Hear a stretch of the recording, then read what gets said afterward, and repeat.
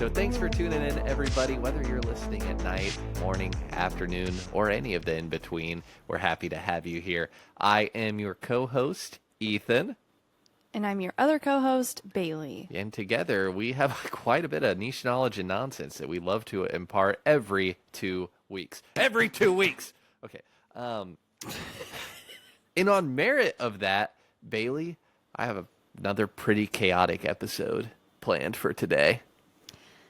Okay, what topic did you finally decide on?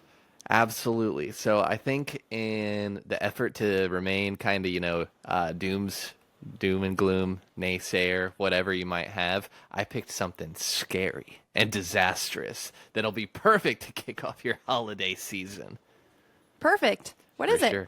I'll lead right in with an intro. Okay. The world is filled with venomous snakes, flesh-ravaging diseases, hurricanes, and lightning. The human condition faces adversity in many forms. Survival hasn't always been easy. But throughout our 200,000-year history as humans, we have contributed to the danger of our environment in many ways. From the earliest slingshots, bow and arrow designs, and blades forged from crude metals, to contemporary objects like guns, biological warfare, and atomic bombs, humans are ever inventing new ways to endanger themselves, to endanger each other. Tonight, we will discuss what has been described as the most dangerous object on Earth, something that threatened an entire continent, causing hundreds of thousands of people to flee from the very presence of it, something that has shaped global government policy throughout the world, inspired films, and continues to be discussed in the highest offices to this day. You may not have heard of it, but chances are you know how it was created. Tonight, we will discuss the elephant's foot. So, Bailey, What?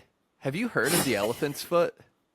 No. So, you probably have, and you've probably heard to it referred to in broader senses, but there is a lot of contention on this subject, but it's pretty commonly cited as the single most dangerous physical object that exists in the world today. Like an actual elephant's foot? Oh no, it's a nickname given to something known as the elephant's foot. Okay. But so anyway, the elephant's foot is a nickname given to the mass of extremely radioactive material created during the meltdown in reactor number 4 at the Chernobyl nuclear power plant. Okay, now we're talking. Yeah, absolutely. So that happened in Ukraine back in the 1980s, and almost everyone has heard of the Chernobyl meltdown, as it was such a big news when it happened that it continues to be the first thing most people think of when you bring up nuclear energy to this day. They're practically synonymous. Mm-hmm. Yes. Yeah. So all of that info comes from worldnuclear.org, which has a terrific article on the event. If you end up wanting to read more, we will drop that in the show notes. But basically, the power plant experienced a critical failure in 1986, causing one of the reactors to go bonkers. You've likely heard of this, as Milana Vaintrub, the actress famous for portraying Lily in the AT&T commercials, is from nearby, though she wasn't born until 1987, a year later, and was actually born far away from Ukraine in a country called Uzbekistan. Interesting. Yeah. Okay. So you might know all of that radioactive material that scared the entire world is all still clumped together. And that's what's known as the elephant's foot. That massive material is still there, and it still simmers in a dark mass in a maintenance corridor after melting all the way through reactor number 4. So, Bailey, are you familiar with AT&T's character Lily from the popular commercials? Yeah, she's like a petite person with like darker hair. Yeah, with a nice absolutely. face. Yeah. Yeah, so she's not actually from Ukraine. It's a common misunderstanding, and hopefully we'll be able to cover her in a future episode. But I just wanted to give that note that she's actually from Uzbekistan. Hopefully I'm saying that right. Okay. All right. So I'm just kidding. Anyway, I'm going to drop an image over here, and I'll toss that up on the screen if you are watching, of the elephant's foot, so you can get an idea of what we are dealing with here. So if you can see that image right there, it's hard to get a photo of it because it's completely dark in there and it's hard to access because, again, that's in a maintenance corridor in a totally, sealed off environment. But what you're looking at right there is a mass of uranium and other nuclear materials combined with steel, concrete, glass, everything that was in the way, that all just kind of got melted together into an incredibly dense and incredibly dangerous lump of material. Again, this thing right here is arguably the most dangerous thing that exists in the world today. Totally man-made, believe it or not. Did they try turning it off and back on again? So that's a good joke, but unfortunately it's... I'm joking. I have a very dark sense of humor, so I apologize if I have offended anyone. No, the scary thing is they kind of did, bro. I'll be touching on that later. Okay. I do want to say real quick, I think it was the HBO series called Chernobyl. Yeah. Did you? I started it, and it made me so angry and emotional that I could not finish it. For those of you who haven't seen it, there's in one of I think the first episode, when it does explode, they basically downplayed the severity of what was happening, and they didn't evacuate the towns nearby or anything. And in the show, it's based on true events. I don't know if this part was true, but people were standing outside their homes with their kids as this radioactive ash was falling on them.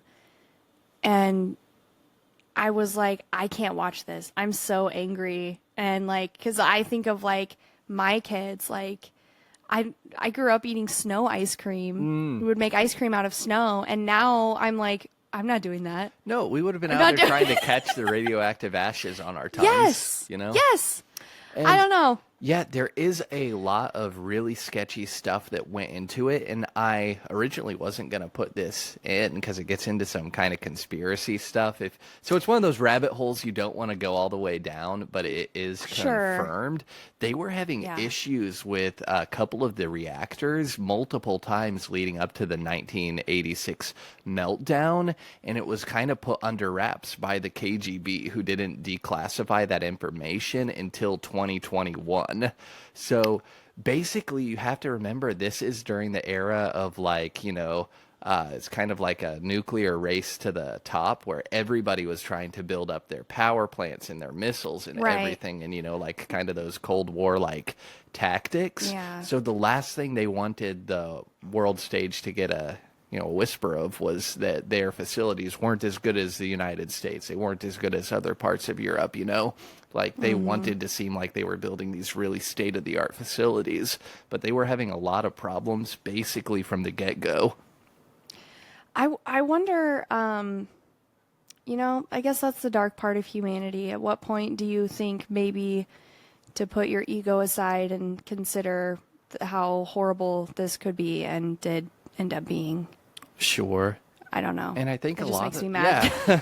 And a lot of the time I think they're thinking, just a little bit later, if we can just get a few power plants up, then we'll go back and make everything safe. But obviously, we're only talking about this today because that did not hold true. And I guess you could say today we're talking about the elephant in the room. Did you write this episode or did I? No! I'm raw dogging this, dude. My gosh. Okay. So anyway, that's the image of what it looks like. And again, if you're not seeing it on the screen or anything, it's a huge mass again of just it looks like a blob of metal with kind of a scaly outside, kind of resembling a big elephant's foot, which is how it's got its nickname. Mm-hmm. So this is a mass of what's called corium, which I'll just read the definition from Wikipedia so I don't butcher this. Okay. But it is a material that is created in a nuclear reactor core during a nuclear meltdown incident. Resembling lava in consistency, it consists of a mixture of nuclear fuel, fission products, control rods, structural materials from the affected parts of the reactor products of their chemical reaction with air, water, steam, and in the event that that reactor vessel is breached, molten concrete from the floor of the reactor room. So again, it gets so hot that it really just grabs everything and melts it into one big giant like glass bead like you'd see at the bottom of an aquarium. Wow.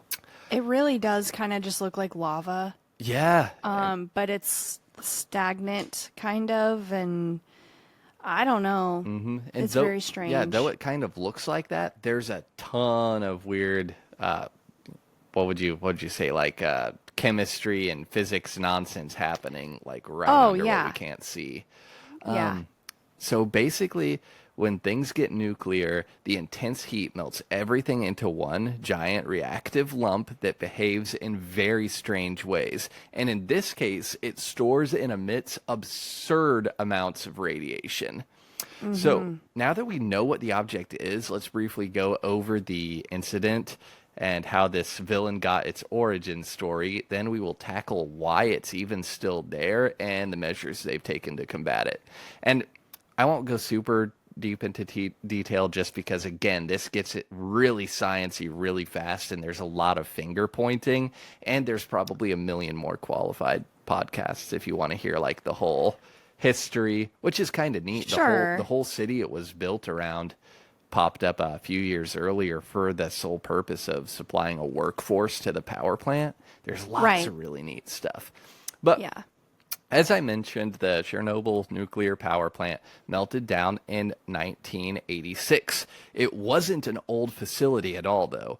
Though initial construction began in 1970 and finished in 1977, two additional reactors, including the reactor number 4, which created the elephant's foot, were added in 1983, just 3 years before the disaster. So this, this actually might have contributed to the cause of the issue, as people kind of perceived it as a bulletproof new facility. These were like some newer generation reactors. It was brand new infrastructure. It started off okay, but again, they were taking a lot of shortcuts in the development of their tech, and then the staff that was just kind of put on the day-to-day kind of assumed what could go wrong. It's a brand new nuclear facility. So, yeah, despite the name, the plant is actually in a now abandoned city called, forgive me if I mispronounce it, Pripyat, which is about 60 miles away from Kyiv and 10 miles from the actual city of Chernobyl. They chose the location due to the proximity to a river that could be slightly diverted and used as a cooling mechanism for the plant. Cooling is basically the number one concern with these power plants, as it so happens, and usually they use some kind of water system. So access to water is obviously an important thing, and being a little bit away from major metropolitan areas is also nice. So I won't get into the super specifics of the meltdown, as it's all complicated chemistry and physics, but a catastrophic meltdown did occur in Reactor 4, which caused an explosion that immediately killed 2 workers and released massive amounts of nuclear material into the environment. This explosion happened during a rushed safety test, of all things, in which shortcuts compounded to facilitate the failure, everybody trying to cut a corner at the same time. Wow. Which I feel like we've all kind of been in that situation at work. I mean, sure, you know. Maybe I cut my corners a little too close when I'm driving, but that's not a radioactive fucking nuclear thing, you know? Oh, yeah. I don't know, dude. Some things you shouldn't. I don't know. What do I know? I can't imagine. It's so interesting. Like, people debate, like, whether or not you're a horrible person for texting while you drive, which nobody on this podcast would do, of course. And now we're talking about people who are just going to do random sign-offs and not check safety valves during a safety test with a nuclear power plant. Little bit of a different scale. Yeah, I mean, sometimes when I'm cooking, I use a little extra sugar, but maybe we shouldn't do that when it's radioactive ingredients. Maybe Maybe. so, maybe so. Well, you know, the body is actually capable of handling a little bit of radiation. We can take a Sure. little bit. So, yeah. Yeah. One additional employee died almost immediately due to coronary thrombosis caused by the event, and then fire teams were dispatched immediately to douse the fires in the reactor, which at the time were perceived as the greatest concern. So, out of those firefighters deployed, 28 of them died of acute radiation sickness within the first few weeks, up to a few months of fighting the fire. They literally just showed up to do their job and were exposed to so much extreme radiation that their bodies basically started melting off their bones. It's a terrible way to go. Because Oh my again, God. it's not instantaneous. A lot of people mix up like bombs dropping with the nuclear meltdowns, and they're like, "Oh, people just got disintegrated into ash." That didn't happen at all. A couple No, people it's died. a very slow death. Yeah, they died in the Yeah, explosion. unfortunately. But even if you could go right up to the elephant's foot and lick it, and you're not gonna die for a couple weeks. It's gonna be a bad time though. Should we do that? It's like the new Blarney Stone. Yeah. Oh man. So after the meltdown, an emergency was declared, and over 100,000 people were immediately evacuated to flee the radiation once the fires were mostly put out. So shortly after, several 100,000 people were relocated in the cities surrounding the Chernobyl exclusion zone, as it was established, which I believe still exists to this day. So, It does. but like you said, they kind of were hoping for the best case, hoping for the best case, hoping for the best case, and they kind of did a little bit of dilly-dallying to the point where they, exposed a lot of people to a lot more radiation than they should have been. And it's not like they could have Right. completely mitigated it. You can't evacuate 100,000 people very quickly, like not even No. today. It was with great sacrifice that they were able to put out the fires, but they quickly realized that this did nothing to stop the massive amounts of radiation that were emanating from the melted reactor core. The flames had died, but all of that uranium-rich material had melted through the floor of the facility to collect into a giant dense lump in that maintenance corridor, and that was still just absolutely blasting radiation all over the city and going out for miles and miles and miles. Again, this is considered the Wow. single most catastrophic nuclear disaster since the technology was created. It's just that intense. It's so intense that it's projected to still be at pretty dangerous levels for some estimates go up to like 25,000 years. Wow. Yeah.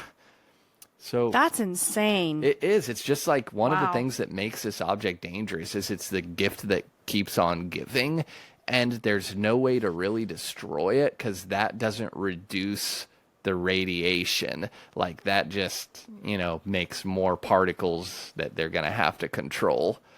Yeah. So the emergency cleanup and mitigation ensued immediately after finding that out, exposing about 600,000 people, known as liquidators, who were called in from all across the Soviet Union to be exposed. So by this time, they were taking radiation precautions, but this group still saw drastically increased rates of cancers due to exposure. Now, they were kind of prepared for that at this point, though, they were hoping for better results, and a lot of the cases were caught early enough that they were not fatal, but it's still pretty nasty and scary. And a lot of those Yeah, that's people, yeah, horrible. they're still, this is again is just in the 80s. Like there are people around today who've only just recently like retired who were exposed. It's scary stuff. Right. Yeah, but on the bright side, their efforts were successful. They constructed something that is now known as the sarcophagus, which is a massive concrete and lead tomb that was super quickly constructed throughout and over the damaged reactors. I'm going to send you another photo, and if you're watching our video on Spotify or YouTube, I'll just toss this up on the screen right here. But basically, this is just a huge amount of like scaffolding that they just filled in of massive concrete blocks and big metal caps and everything. Just like, it almost looks like some kind of dystopian building in its own.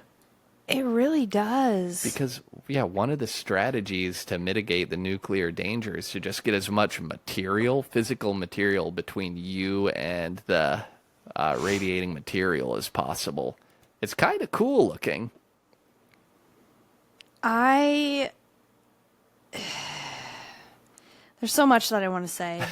I wish I had known ahead of time, because there are things about Chernobyl and the effects of Chernobyl that I've looked into before, and I did find a couple of my sources that I had saved in like my notes app that I don't have shared with you.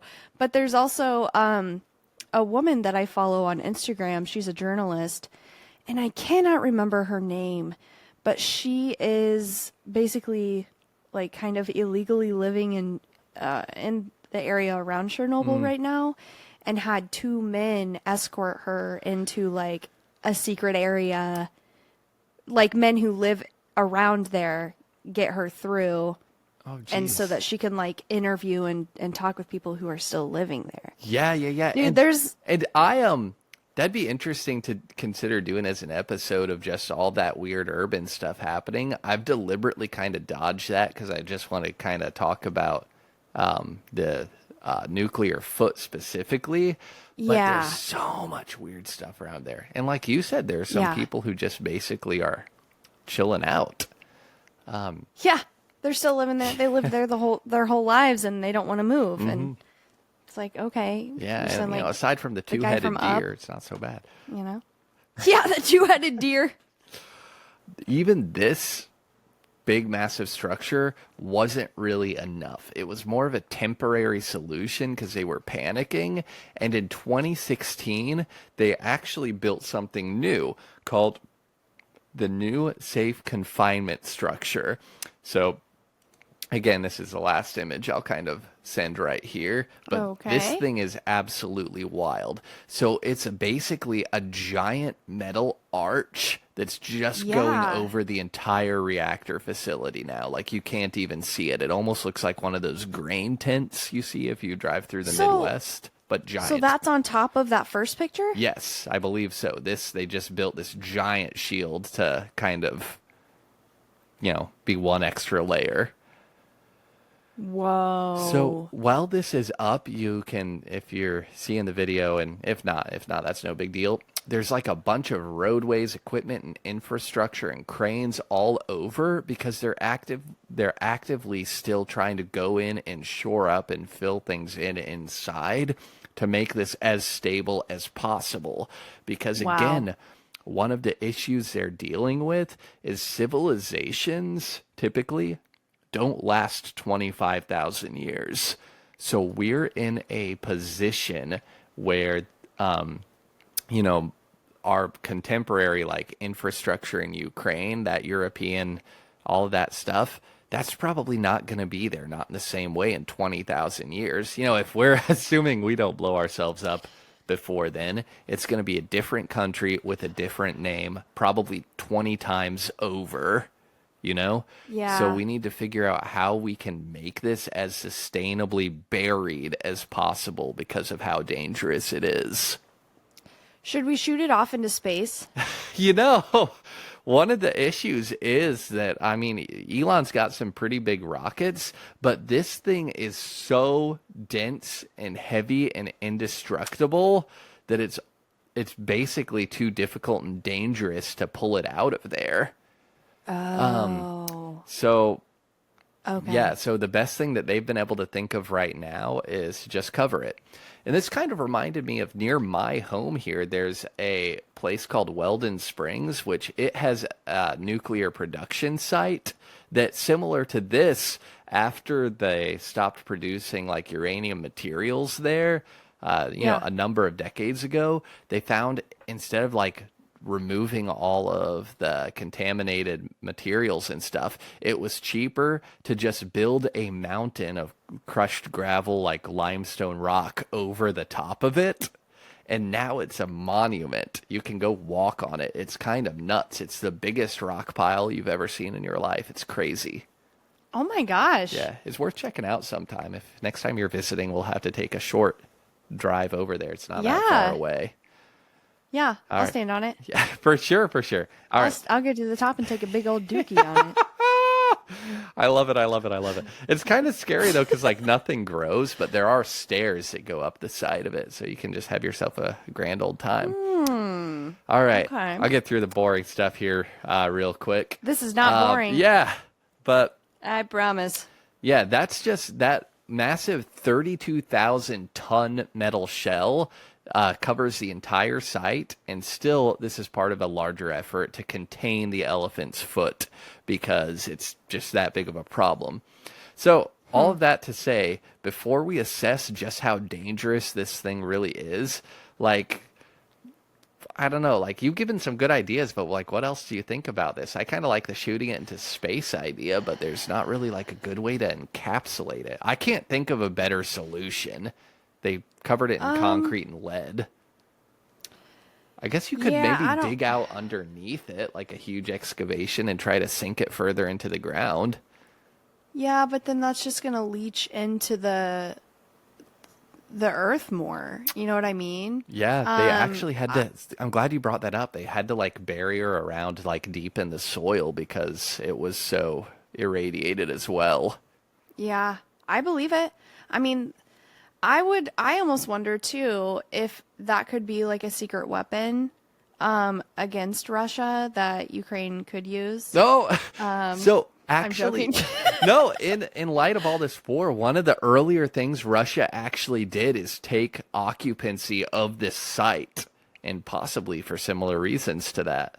Who knows? Interesting. Yeah, like really quickly. I did not know that.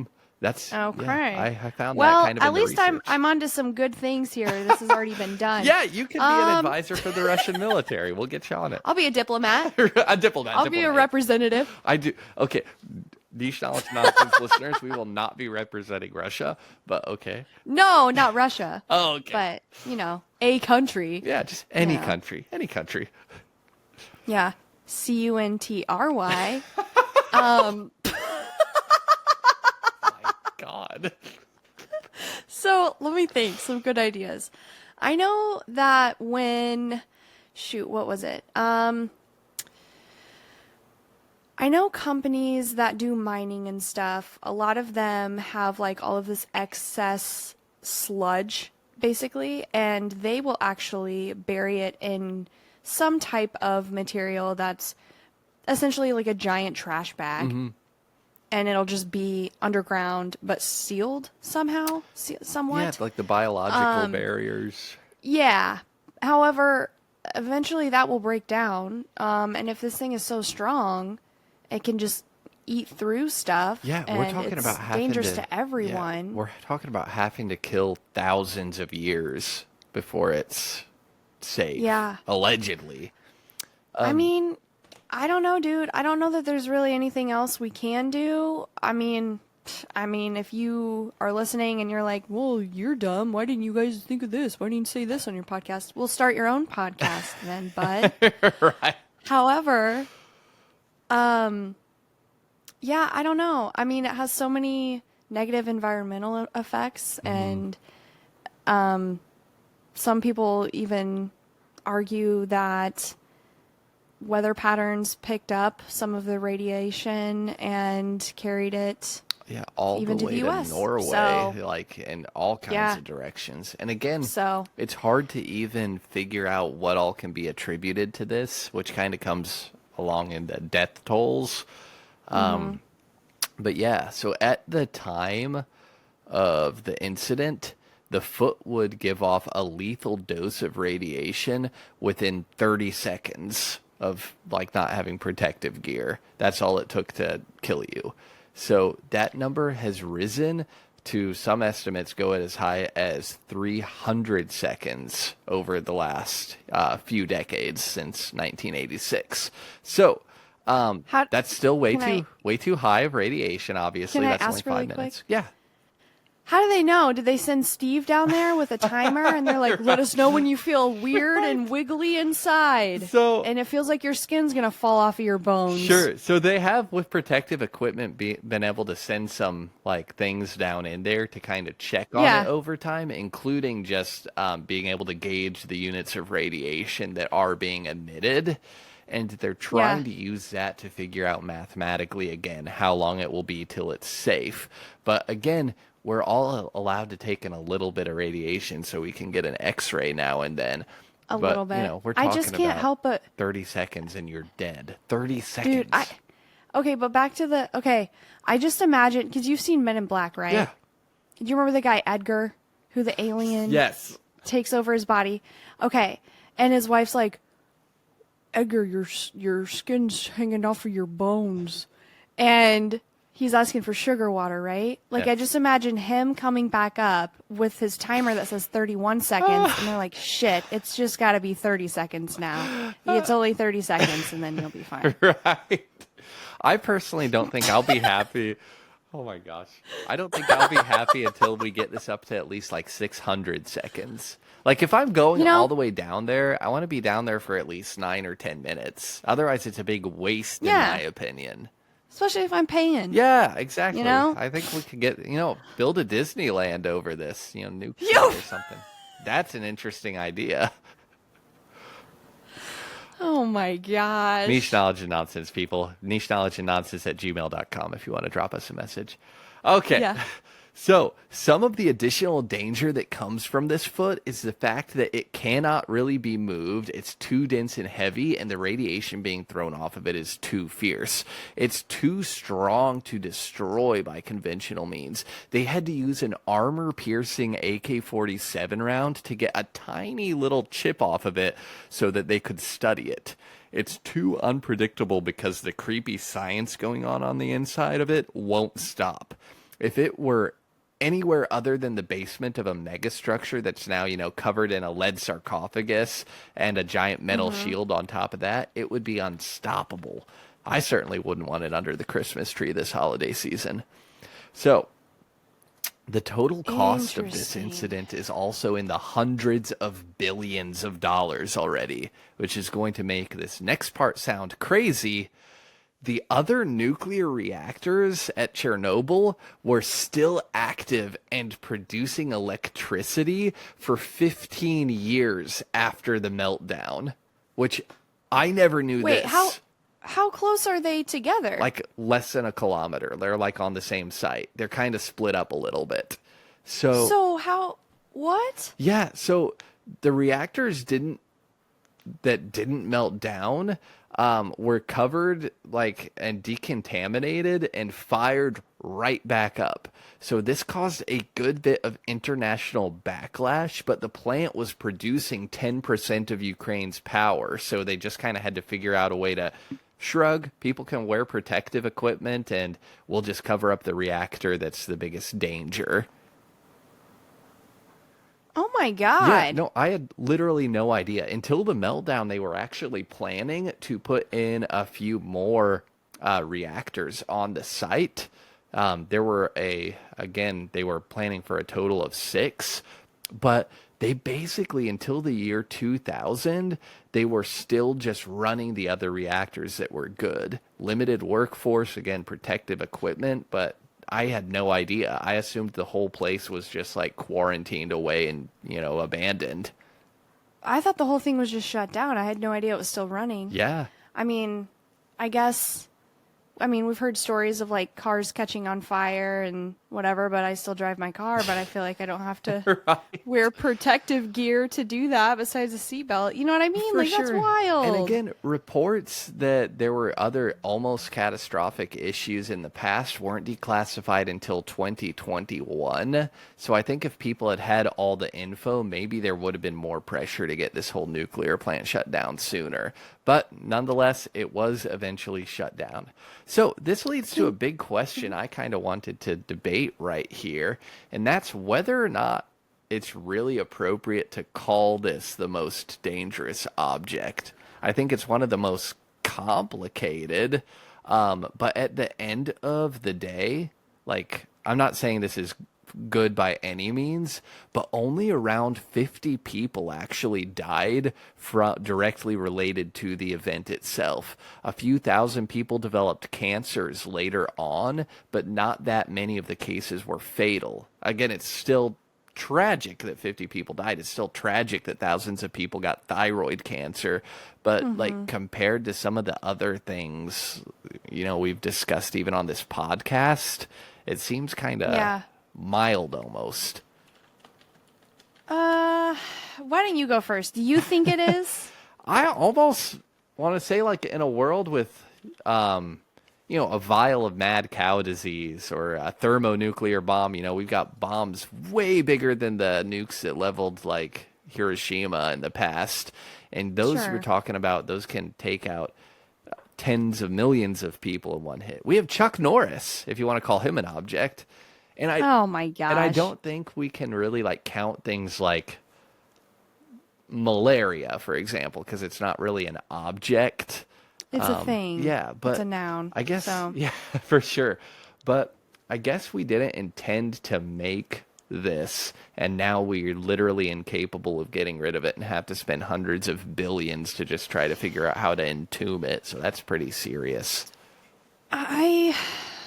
Besides my toddler being the most dangerous thing in the world, I would say this is pretty close because, like you said, I mean, it's basically man-made, and we don't know how to unmake it.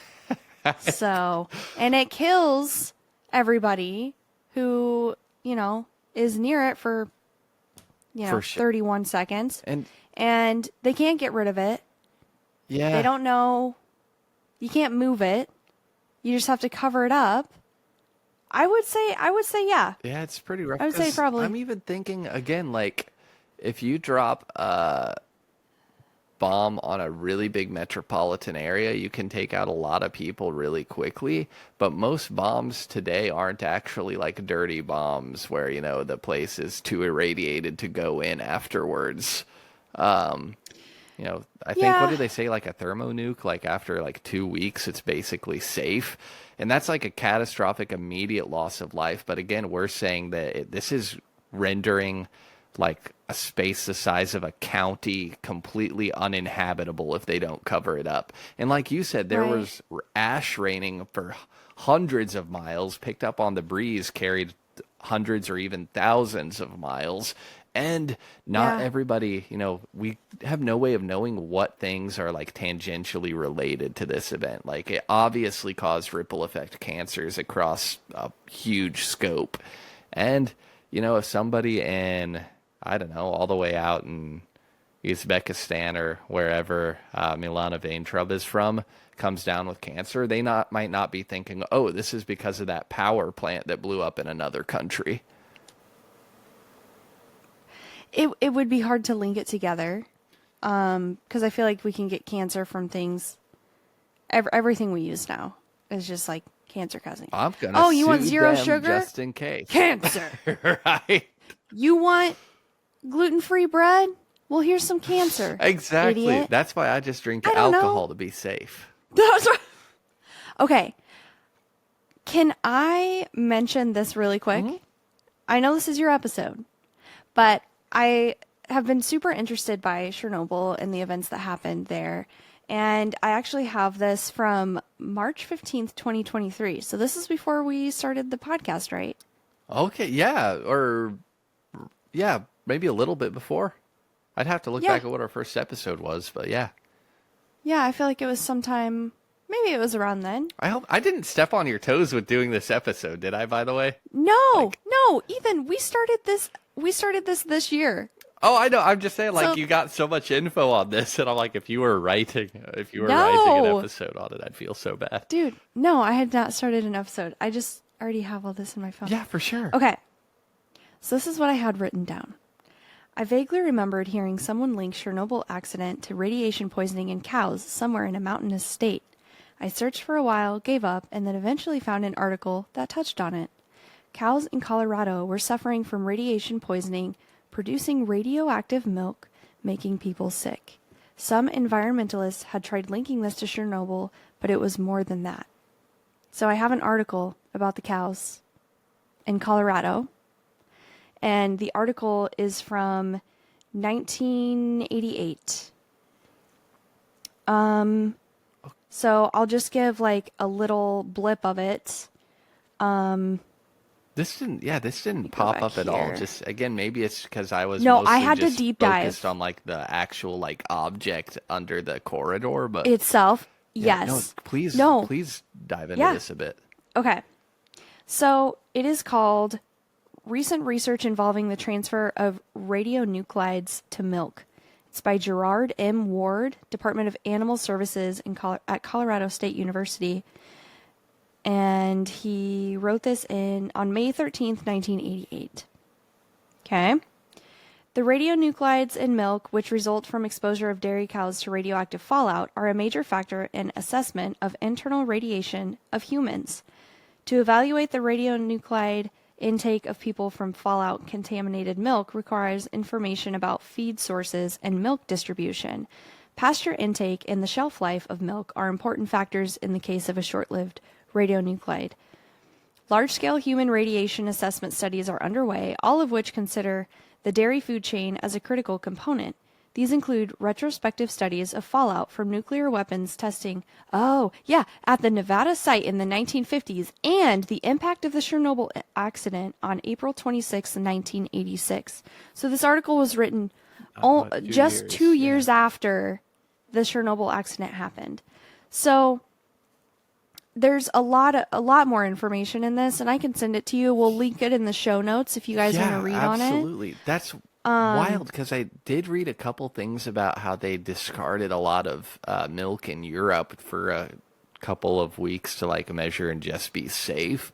But all the way in Colorado, that's wild. Yeah. So, and I mean, this was also happening in Europe too. European institution programs were measuring radioactivity in milk as well around the same time. So, I mean, this goes beyond just Chernobyl being a fallout site. Weather patterns literally pick up anything and everything and put it in our atmosphere and drop it off somewhere else. And that's not a conspiracy theory. That is literal science. So, not to freak you out, but maybe don't make snow ice cream with your kids this year. Maybe not. This is why I don't drink water. I only drink Monster. You drink Monster? Exactly. Have you ever seen me drink water? One time? No. I don't drink that crap. It's just too risky. Now that I think about it, I don't think so. But there is water in Monster. So it's a negligible ingredient. That's wild. No, that's actually really scary to think about. And again, there are also a lot of different texts I've seen, which I didn't get into very many of them, again, debating the total death toll and how you could attribute it to. Some people, again, saying it's, between 50 and 90. Some people saying, with the rates of cancers going up in areas, it's easily up in the thousands. And it's just... Yeah. It's something we'll never get a clear answer to, and obviously we'll also never get anybody taking responsibility for. So, correlation does not always equal causation, and it can be really hard to prove that you got something from a specific place. But when it starts happening to a lot of people in the same area, it should be a concern. Yeah, it's almost like the time I went swimming in a lake and got ligma. I'm not falling for that. Right. Okay. But anyway, that's about all I've got on this. Again, I'm kind of tossing back and forth on it, but I don't know. It's a tough nut to crack, and I guess I can't think of anything that's much more dangerous than it. I mean, maybe me once I got a couple of white monsters in me on a bad day. I mean, maybe. What would you rather have, Ethan? An elephant's foot or a rabbit's foot? Don't know how to answer this. I think a rabbit's foot's good luck, right? Yeah. Yeah, probably. I would choose a rabbit's foot. Hey, what's that thing where you get the disease that gives you the really big foot, by the way? You know what I'm talking about? Elephantitis. Yeah, I don't know. I wouldn't even want that, but imagine if it was like radiation. Oh, Elephantitis is not specific to a certain body part. You can get it anywhere, because I've heard you can get elephantitis of the nuts.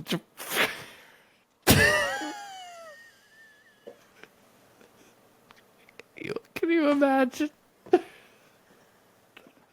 And since we said elephantitis of the nuts, that's about all we've got for the elephant's foot. Again, if you can think of something more dangerous, go ahead and drop that in the comments. You can find us on Instagram at NKNPod. You can email us at nicheknowledgeandnonsense@gmail.com. You can probably Google us and we might pop up. I don't know, it depends on if we want to be found that day. Bailey, you got anything else? No, I think that's it. As always, special thanks to Eric Sparrow for letting us use his song Cherry Crush as our intro and outro for the podcast, and just being a real chill dude. Just a chill dude. And awesome. Absolutely. Check out his music on Spotify. That's SFERRO.